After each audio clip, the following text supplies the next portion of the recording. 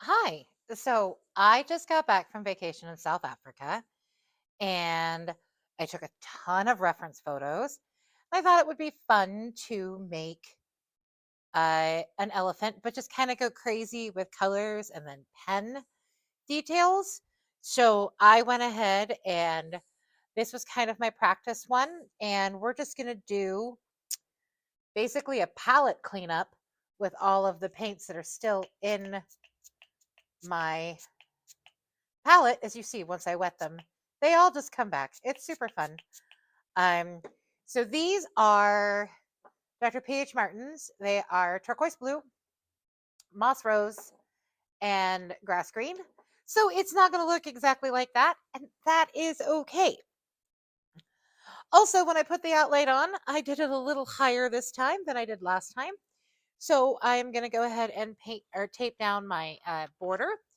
We are using Canson watercolor blocks in a 4x6.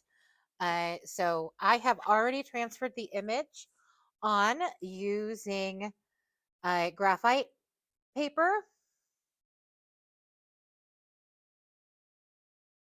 I'm going to go ahead and tape down the edges here. This is probably a 1/4 inch washi tape. I don't have a tape measure in here to tell you for sure, but it looks really skinny, so we'll call it 1/4 inch. And I like using these blocks, especially if I'm going to use something that uses a lot of water, because the blocks really hold up well to the water. So I just really enjoy working on the block. I also have, well, I'm taping to tell you more things. I also have a Micron pen. This is a size 05, but whatever size you have, or just regular pen, any kind of pen will work. We're just going to do some outlining with the pen, and then we're going to do some scribbles because it's fun. And I have a white gel pen to add some of that fun white stuff in there. And I also have a heat gun because I am impatient and I don't want to have to wait for this to dry. So we are going to use a heat gun to make it go a little faster. There's also a lot of splatter on the original test run that I did. So we are going to, sorry, focusing and talking is sometimes difficult. All right, so I have a toothbrush to do the spatter because sometimes I find that it gives a better spatter effect. It works a little bit better than a regular brush. And because I go to the dentist all the time, I have plenty of toothbrushes because I use an electric toothbrush and replace it every 3 months. But they give me new toothbrushes every 3 months. So I have so many toothbrushes, we might as well use them for art, right? Okay. So because this outline was slightly higher than the original sketch, just going to extend the legs down. Woohoo! See, wasn't really all that hard, and we'll extend the trunk down and we'll add some more trunky lines. Okay, and the outlines and the lines are always just guidelines. You can get this outline on my website at drunkenauntwendy.com. Just go to outlines. The outlines are $1. That helps me continue to make art for you guys. So I feel free to shoot me $1 for that. So this is one of the elephants that was at the resort that we were staying at. It was the mama. She got really, really, really close. If um, and so I got some pretty decent, pretty good pictures of her. And we're just going to take a 10. This is a size 10. So we'll take a size 10. We'll get some water. And we've got paper towels over here, though I am working on getting a microfiber towel so I don't keep wasting paper and trees. And we're just going to start getting color and getting it all to spread out and just kind of blend all together. So first, probably should just wet the paper. So I've got my round 10, and you can use a flat wash brush. You can use a smaller brush. I'm using the 10 because it's what I have. There's a little spot from the last time I painted that ended up on this. I don't care. I think it'll work well with what we're doing. So no big deal on my end. So we're just going to wet it. It's going to look a little dirty because honestly, this water cup has seen better days. And this original was done with Daniel Smith paints, but I wanted to see how it looked with these liquid watercolors because they don't get quite as muted when they dry as some of the other ones do. So you want to put this down. It's just water. We don't want it soaking. We want it kind of shiny. And I don't know what I picked up. Sometimes you pick up stuff because that's what happens. So you can see, even though this was dry, it is spreading. That does happen. It's not a big deal. But we have our moss rose here, our turquoise blue, and our grass green. And we're just going to kind of slap this color down, let it spread out. We really want blooms. The only place that I really don't want any water, and I probably should have used masking fluid or something, is in the tusks, not water, paint. So I don't want anything in the tusks. So I'm just going to dab that out real quick and then carefully around the tusks add the water back in. And as you can see, my paper's gone from shiny to not so shiny anymore. So it is definitely absorbing, and that's okay. We can always add more water. It's no big deal. Okay, so let's just get started. I'm going to grab some of the turquoise blue, and I'm going to just, I think for this one, I want to really hit the bright dark colors where the shadows might be. So you can see where there was enough water to make it move and where it's not. So we're just kind of dropping this in, not really paying a lot of attention to our lines. We're going to get our brush wet, dab it on a paper towel, and we're just going to start kind of moving this around. You think I'm going a little heavier with the turquoise just because I really like this color.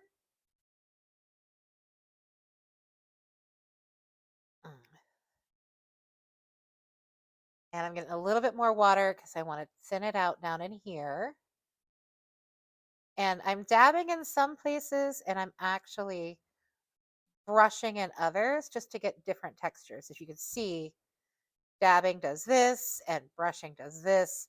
So the dabbing is more what I'm going for. And your outline is still there. I know it's hard to see, but I promise it's still under there. All right, so then let's take some of the grass green because it'll mix well with the blue and it's going to give us a fun little effect. And we're just going to kind of drop in. Again, we're just dropping in color here and we're going to do all the outlining and stuff with a pen. And we're going to try to let where we pre-wet the paper kind of pull it around. But again, sometimes that doesn't work. And that's okay. I'm going to blend that out a little bit. I think we need some grass green down in here, especially on that shadow where the armpit is. So you're really just kind of playing with how colors mix. And it's a good little experiment piece just to kind of see what happens.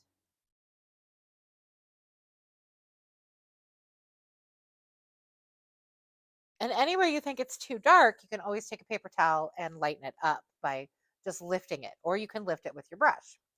All right, so now I have the moss rose, and we're going to kind of just finish this up a little bit. She's so bright, this moss rose. Let's tweak her into here a little bit.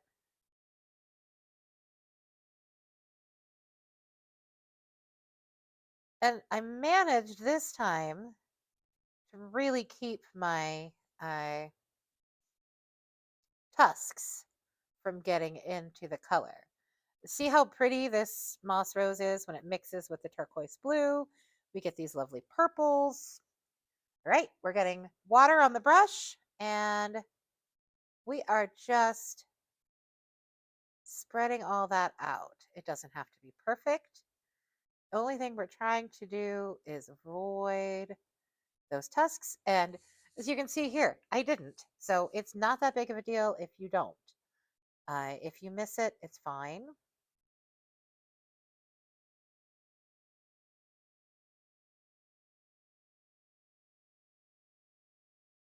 I'm going to keep getting a little bit more water. I really want this to fade out a little bit more here out on the edges.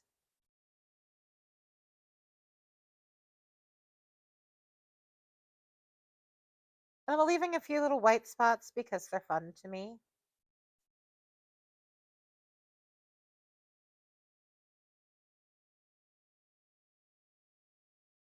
And we can clean all that up when we add in the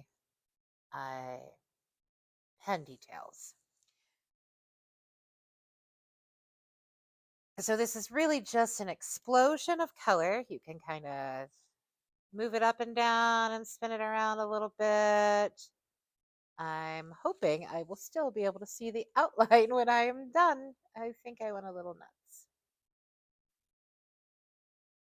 But watercolor does mute as it dries, so we should be okay.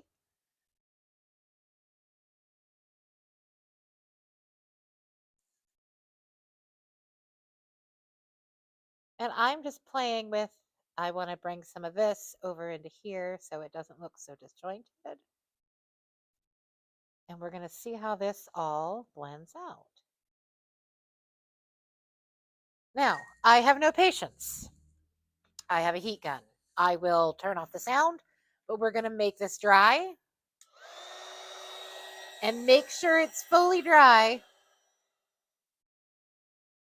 beforehand. You can move the paint around too a little bit. It's kind of fun.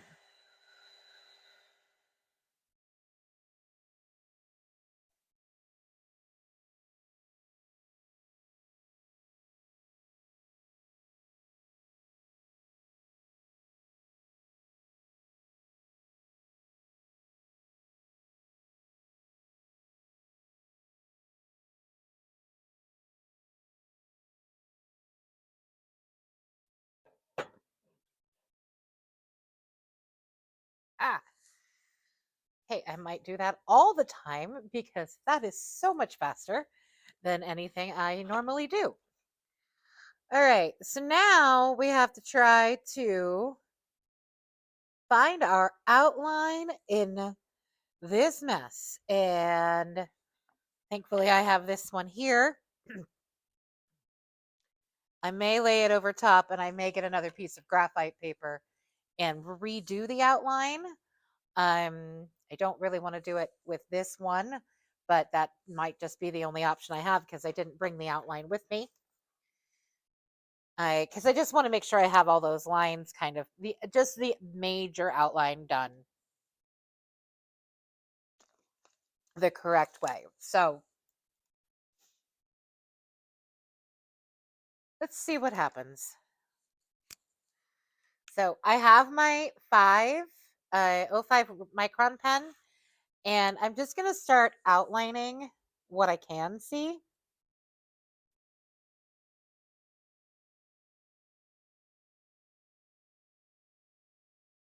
And you don't have to be super precise about this. You can be super messy.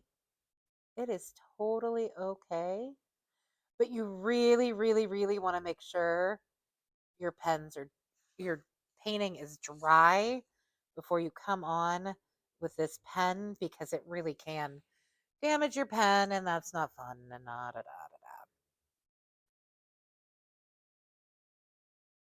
And this line, like that section's a little too perfect. Didn't like how straight everything was, so I made sure to fancy it up a little. We have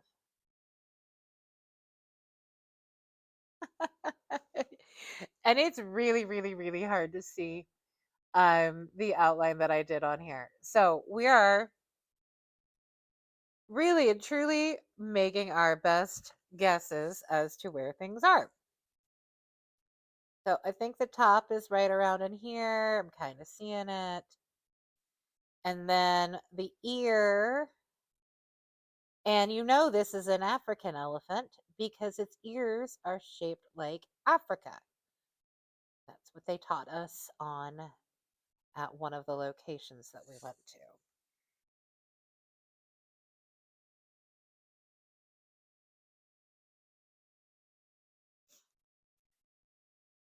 And then we have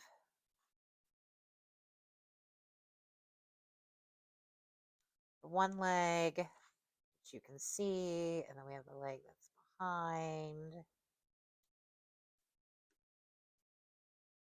And if it doesn't perfectly follow the outline, I'm gonna not stress, is what I'm feeling right now. Stressing is just not gonna make things good for me. So I just won't do it. All right, so let's do the front of our little elephant. I can see the top of the head is kind of right in here.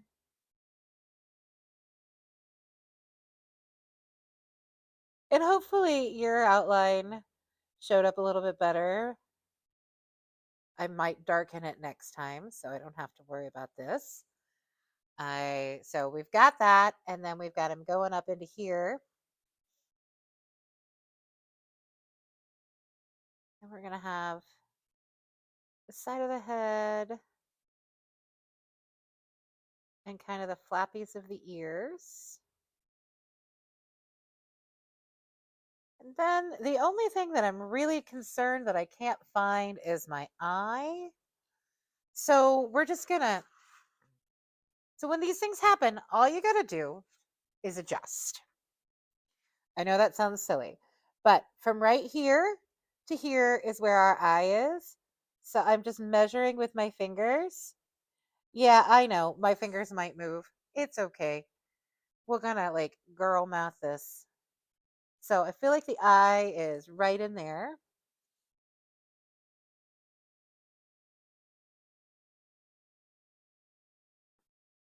And if you saw these elephants, they have so many eyelashes. It's crazy. Like you barely see the eye because there's so many eyelashes in there. But it's really hard to do that within this at this size to see how many eyelashes there were. So then we have this little line up and over the eye. The one that comes under.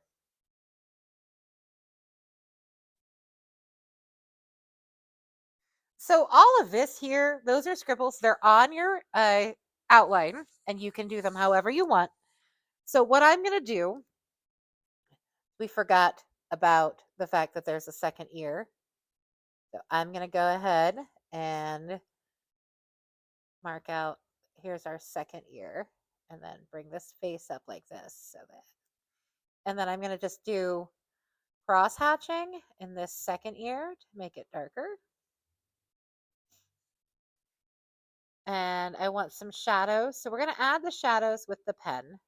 And these Micron pens are great. You can put light pressure, you can put heavy pressure, but I'm basically just doing like straight hatching. And then this part's a little darker. And then we have some shading under here.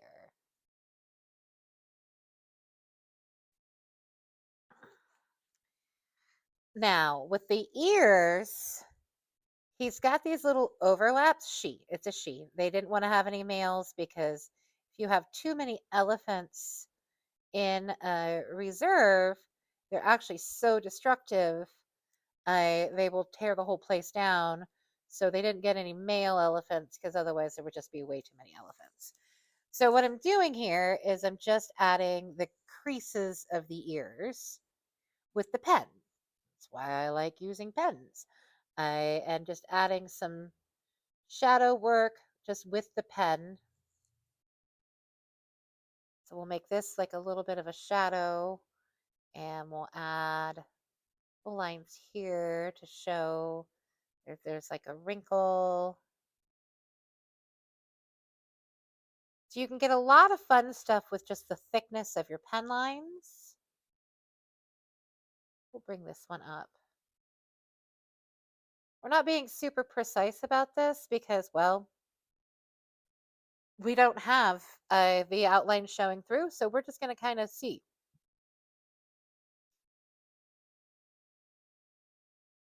Now there's kind of like a little indentation up here of the ear, and then another one that's kind of like this.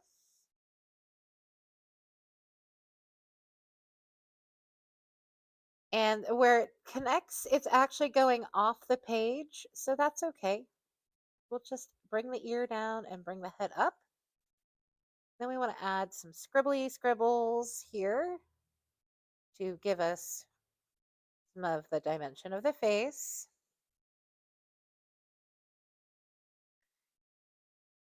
This leg is in the back, so it is in the shadow. So we're going to do some broad cross hatching. So we're just going to do some straight lines that kind of follow the form of our little elephant lady here, and then go across the other way to add that shadow.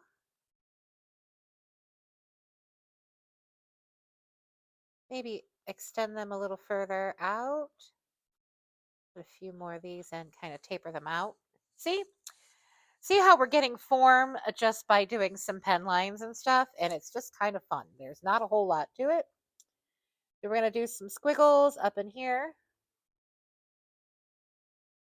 And then she's got some wrinkles. She doesn't want us to be too precise about her wrinkles, so we're just going to kind of throw them in there. We've got some wrinkles on the head. And here's where I encourage you to just kind of scribble a little. It'll be fun, it'll be exciting, it'll give you the feeling that you're going for without stressing. All right, but now let's get the wrinkles on, some of the wrinkles on the face. And I'm going to use this as a reference. It is in your outline. You just have to make sure you can still see your outline. Maybe not go quite as dark as I did. Yeah, whatever, it happens.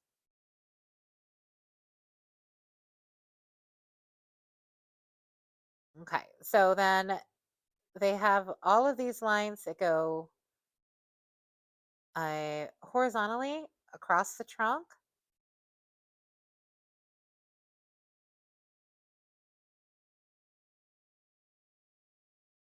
And then there were some like creases that I saw that I just thought I would do with line work.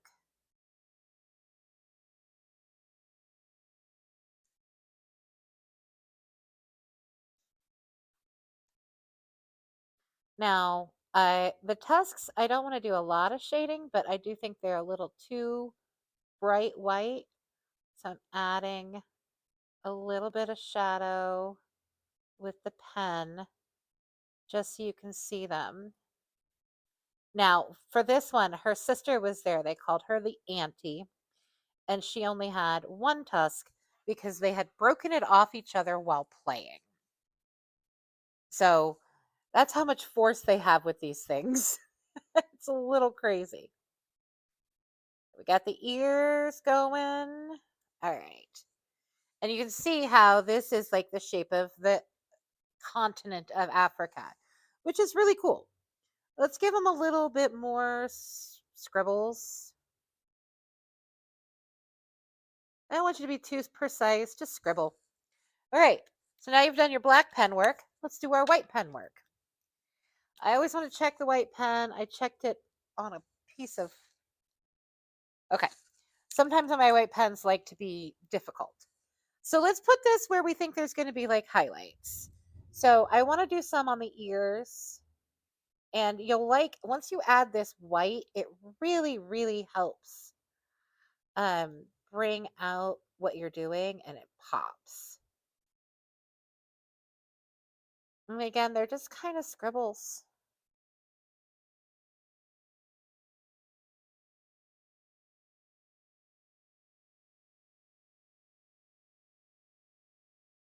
And we want some scribbles on the head.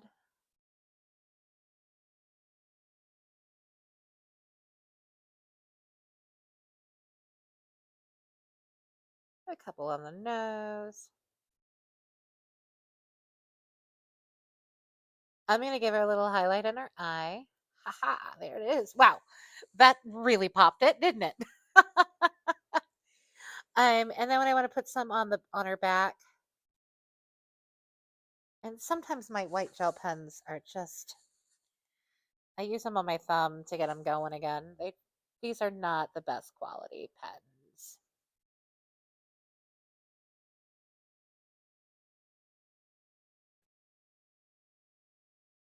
And if you don't want to use a white gel pen, you're like, no, this is just wrong. I don't like using pens. There is bleed proof white. You can use that to add in these little lines. And if my pen doesn't, I am not pushing hard enough. Ha, that is my problem. I was being a little too sketchy. So you have to press a little harder to get the look that you're going for.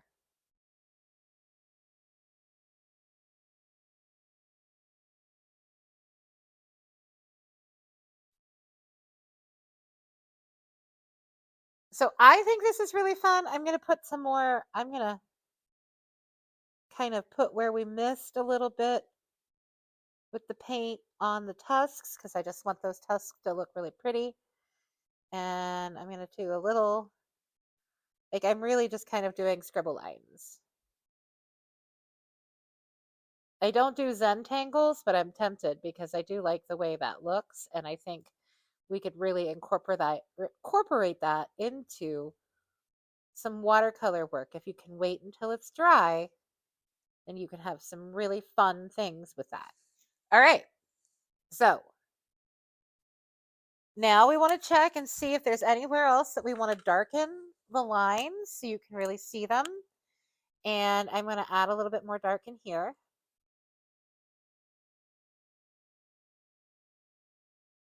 Because there is that shadow. I want to firm up the line right here. Maybe work on my contour a little bit because it's disappearing. But that's also because, well, I used really dark paint this time, and sometimes it just does that. I'm going to take that one all the way down on that.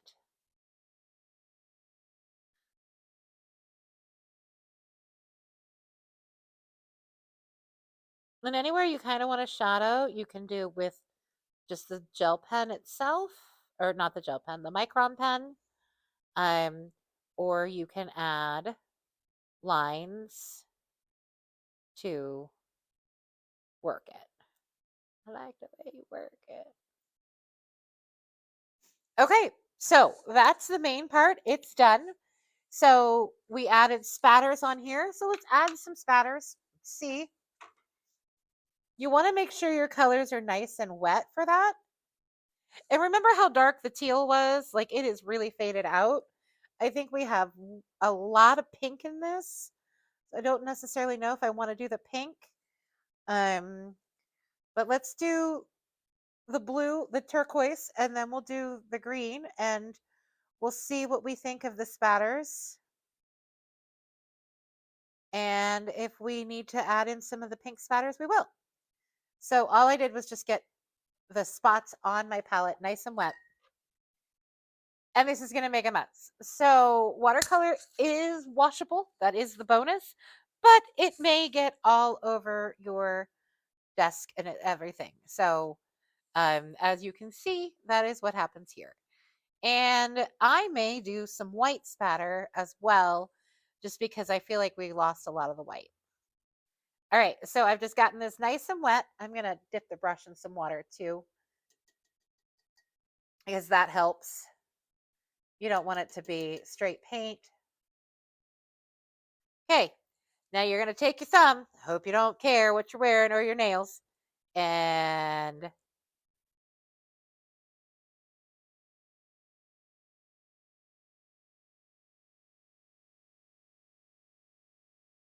okay, I'm going to go ahead and clean my thumb off because this is the Dr. P.H. Martins. It actually stains your fingers a little bit.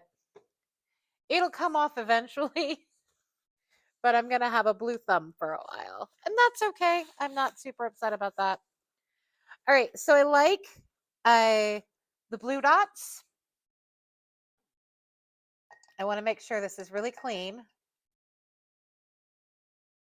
sure all the paint is out of it.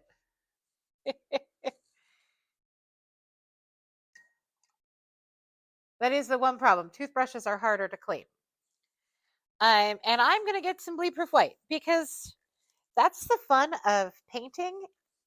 If you can open it, I might not get some bleed-proof white.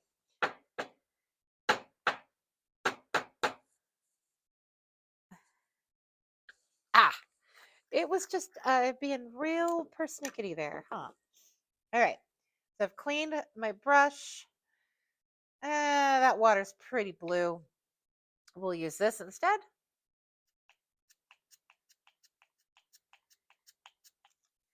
And I'm just getting that nice and wet in there. I've left this bleed-proof white open a couple of times, and it has, shall we say, dried out a little bit. All right, so I'm going to get the brush into the paint. And we're going to spatter all over my face. Oh, yeah, the white really is brightening this up, so I think I like the white best. Okay. And I think we'll call that done because we've added some white over in here. We've added some of the blue back in that had been taken out, and the green is just kind of a accent color. So we're going to let this be. I'm going to keep cleaning my thumb. I'm going to wipe off my table before I get the heat tool out, and I'm going to dry this with the heat tool. And then I'm going to remove the tape. Is the heat tool actually heating up your tape will help you get a cleaner line, is what I've told. Haven't tried it yet, so we're going to find out. But the heat tool will hopefully make it so I can get nice clean tape lines. And then when we pull this off, I'll show you how to remove this from the block.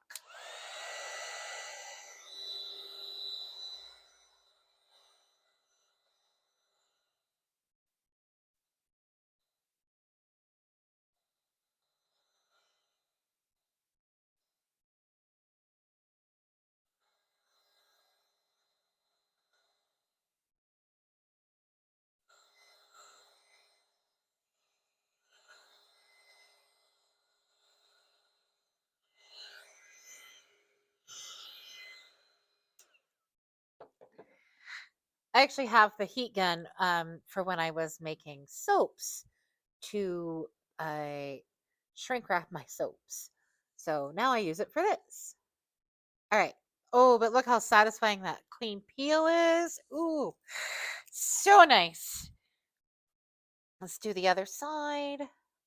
Oh, yeah. I might use the heat gun all the time to remove my tape, as I am having absolutely no problems with this, and this is great.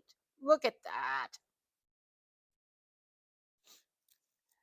Now, if you want to, you can put the little piece of the ear that went up in there, but I'm going to leave it out. I'm going to leave it like it is, and I'm going to take off this last piece of tape. Some satisfying tape pulls right there. Really did enjoy it. Okay, so when you get a block of watercolor paper, there's going to be an opening so that you can stick a palette knife in or an X-Acto blade to release it. On this one, it's right here on the corner. On another one I have, it is up a little higher. It's actually right here in the center. So sometimes I get confused which one I'm using. So we're going to go ahead. You take your little palette knife. You slide it under there gently. You also want to make sure this is clean because that's another piece of watercolor paper right underneath. And slide it right through and right through.